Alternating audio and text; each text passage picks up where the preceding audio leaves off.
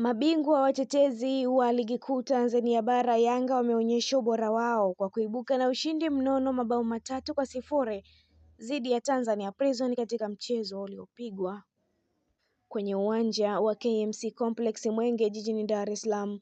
Baada ya kipindi cha kwanza kumalizika kwa sare ya bila kufungana, Yanga walirejea kipindi cha pili wakiwa na kasi mpya na dhamira ya kutafuta ushindi licha ya kutengeneza nafasi kadhaa za wazi. Katika dakika 45 za mwanzo walishindwa kuzitumia kutokana na uimara wa safu ya ulinzi ya Tanzania Prison iliyokuwa makini muda wote. Kipindi cha pili kilianza kwa presha kubwa kutoka kwa Yanga, hali iliyozidi kuwapa ugumu wenyeji wao. Dakika ya 50 kiungo mshambuliaji Alan Okello aliifungia Young Africans bao la kwanza kwa shuti la uhakika lililomshinda kipa wa Tanzania Prison na kuvunja ukame wa mabao uliodumu kwa kipindi chote cha kwanza. Yanga waliendelea kushambulia kwa kasi na kuonyesha njia ya mabao, ambapo dakika ya 68 Mudathir Yahaya aliongeza bao la pili baada ya kupokea pasi safi kutoka kwa Alan Okello, akimalizia kwa ustadi mkubwa kuihakikishia timu yake uongozi wa mabao mawili.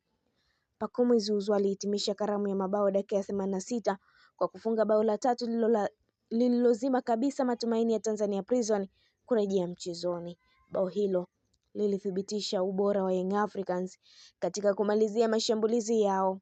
Kwa matokeo hayo, Yanga wanaendelea kujikita kileleni mwa msimamo wa ligi wakiwa na alama 41, wakionyesha dhamira ya kutetea ubingwa wao kwa msimu huu. Katika mchezo huo, Alan Okello aliibuka shujaa wa Yanga baada ya kufunga bao moja na kutoa pasi ya bao, akichangia kwa kiasi kikubwa ushindi huo muhimu.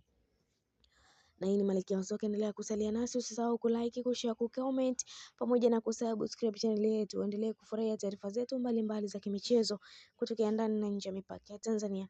Mimi ni Kunilizi, mpaka wakati mwingine, kwa heri na uwe na wakati mwema.